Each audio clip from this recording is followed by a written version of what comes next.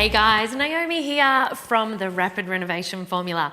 So, you want to jump into the renovating game, but you don't think that you have enough borrowing power.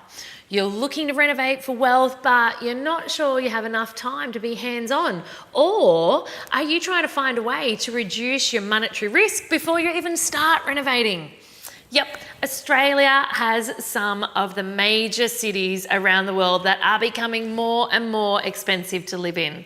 So property's going crazy in places like Sydney right now, yeah? And if you're wanting to renovate a 3-bedroom home there for a young family and make it a solid strategy, the price point might just be that little bit outside of what you're wanting to do, which can sometimes make realising this dream of renovating feel like a bit of a stretch for you. And coming up with such a huge deposit and then the stamp duty, oh my gosh, it can feel so painful. Well, lucky for you, of course, there is a way to start renovating for wealth even if the bank won't lend you the money or as much money as you need. Or even if you don't want to throw all your savings into this one renovation project and it has nothing to do with getting into crazy debt. The solution is partnering or joint venturing. So what is this? To put it simply, a joint venture or a partnering relationship is a business relationship between you and someone else. It can be just you and one other person or more, where you agree to pool together your resources to achieve your specific goal. So, if you had your eye on that 3-bedder, which was right for renovating, but you don't have enough sitting in your savings account or enough serviceability for a loan, then a joint venture or a partnering opportunity will give you that chance to acquire and renovate that house together with someone else who also wants to be renovating to create wealth. So you're both going to be in the project together with the same end goal to make a good profit, right? Sounds simple, right? Well, it can definitely be simple as long as you do it correctly. Joint ventures are such a great way to get into renovating business, and it can be a great way to reduce your financial stress of the entire exercise. But in order to enjoy the benefits of a good joint venture, there are certain things that you need to keep in mind. And the first one is keeping it legal.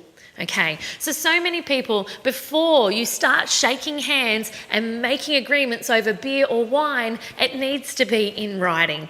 I know that so many are going, but it's with my best friend or my brother or my cousin or someone else that I'm super, super close to, but it's going to feel weird to have a legal arrangement. You know, after all, you might be close to them and you might have mutual trust, right? But things can change. I want you to think about it this way. If you're planning, for example, to renovate and hold or rent out the property, this usually implies a little bit more of a long-term agreement. Perhaps over the next year or decade, things might change for you and your partner. Now, I don't mean that you guys will have a falling out or anything, but as time goes by, people find themselves in different circumstances. Your best friend might get married, they might have a baby, your family member might get divorced, your cousin might lose their job or decide to move overseas on a great adventure. There are so many possibilities, and all of these can pop up at any point in time, which means that to have the right joint venture agreement and partner, you need to have it set up properly. Now that is when your rock solid legal document comes into play. This little baby will save you so much hassle trying to divide assets later down the track. So necessary paperwork before you jump into a partnering agreement or a joint venture of any kind is essential. Now, the second one is, at this point, to know all about your strategy. Now, I'm not talking about your renovating strategy, which I often speak about. The kind of strategy I'm talking about is really what you're looking for out of this joint venture. Although it's still handy to obviously reassess and tweak your property strategy as you go along and maybe to suit your joint venture. But strategy is all about you and the partner that you're working with. Are you okay with being joined at the hip forever? If not, then I probably wouldn't look at a buy and hold. Are you both looking to just use some additional cash that you have lying around, or some additional high serviceability that you have for, say, the next 12 months to get in, renovate some properties, sell them on and move out? Or are you looking to work together to offset some capital loss that you may have in a company or a trust? So this is on top of your renovation strategy. This is actually a strategy for you and the partner that you're working with, or the joint venture that you're working with. And the third one, the capital and the borrowing power. The third point is all about money. In particular, how much money you can access to contribute to the renovation project. Do you have some healthy savings that you want to inject into the renovation funds? Do you know how much the bank is willing to borrow you, or a private lender? Have you got enough left over from that to then actually live? Renovating for wealth is about using your equity, your cash, or your serviceability of a loan to renovate and earn a profit at the end of the day. It's not about going into an state of extreme frugal living where all you eat for dinner is spaghetti from a can because it's all you can throw down with the money you've got left over. You're in the business of renovating for wealth, not for renovating to live like a pauper in the meantime. So if you don't have enough money to put down for a deposit or stamp duty or the renovation costs, you'll want to be teaming up with someone who will make up the gap and someone who does.